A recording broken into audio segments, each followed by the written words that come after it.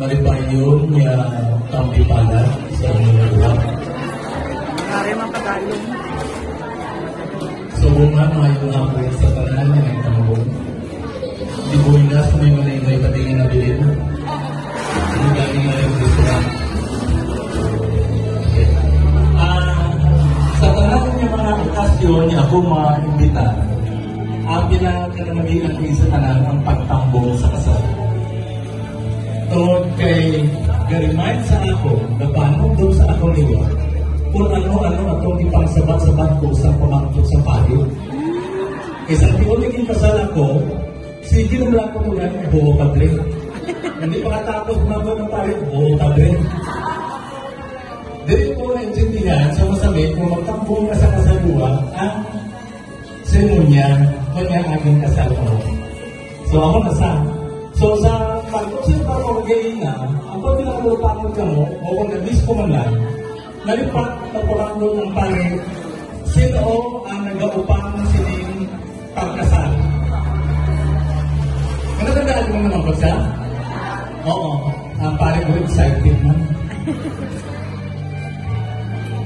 Ay, hindi ka sabat na yung ginawa ko sa bigyan, wala mas may nagsabat. Ay, okay, sige, salamat. Sige, overall, sa mensahe naman sa mag-asawa,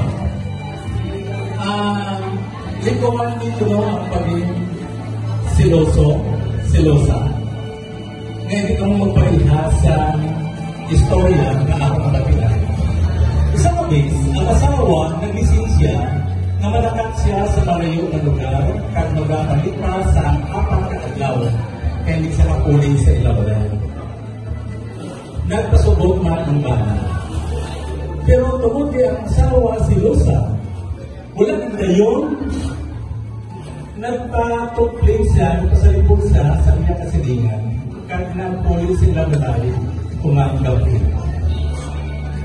Sabi niya, dili ko manakpan kung akong bana tampan ko kumindi. Pagsunod niya sa ilabalay, diritso sinayong sa kwarto, git-git ang barapihan. Kag may nakalupang din siya sa ina Catherine, may buhang kaparisan sang tigil na nagapanghabol. Pumanti dahil si Naglino. Sige, ang support istorya. Dahil niya lampos sa baratihan sa duha kaparisan sang tigil, may nagapangkurumbol sa habol. Saan wala pag-isa na satisfy sa nagindingo, nagkantulog siya sa kusina na kung ako ng ginamon, kitagtaro na gitulong. Dito, pagkantulog sa kusina, natulpang na niya, iyabangan na pangapil. Pagkasilusa. Nasunod siling sa bana, o nga, ari ka man, sino mo malakat ka? Sino sa kasama? O, sino magrito sa Catherine sa atong kwarto? Yay! Nung masyal lang din sinanay ni tatay mo, dito ko rin pa tulog sa ako kwarto. Mahal. Wala. O, may interesado din. Bakit, ano to?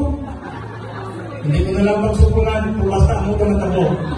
Ha? So, ikaw nga ang pagkasilusa, siloso.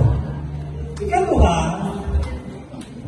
teknik ni siya sa kay Victor John.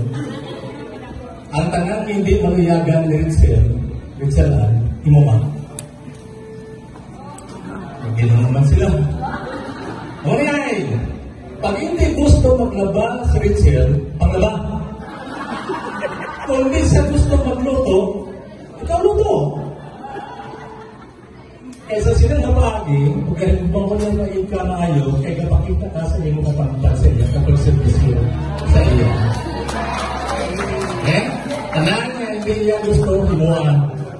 Katapusan. Tingala ko ka bang ugat may ka, isa sir? na lang, para na lang kung take tatlo. Kung magsinggit si Richard Ann, magsinggit siya, dapat si Victor John, mas tunog ang iya singgit sa kay Richard Ann. O, sige. Halimbawa, may tawag ng Victor John? Di. Daddy. Then, sige, muna lang, ga. Ari, singgit ko sila nga. Ya, okay. Na? Di. Paman sa bro. Inspektar niyo sa bagay yung bilpad dyan. Ari sa patay. Mawalan sa bro. Ano ba ron? Sa sinaga mga pamangaki, ginain ko lang ang plastada o dapat ipakita sa taksa-taksa ang ilang pagparangganay at pagservisyo sa kada isa sa ila. Ngayong hapon sa tanan. Ladies and gentlemen, Mr. Enrique Rivera, and finally,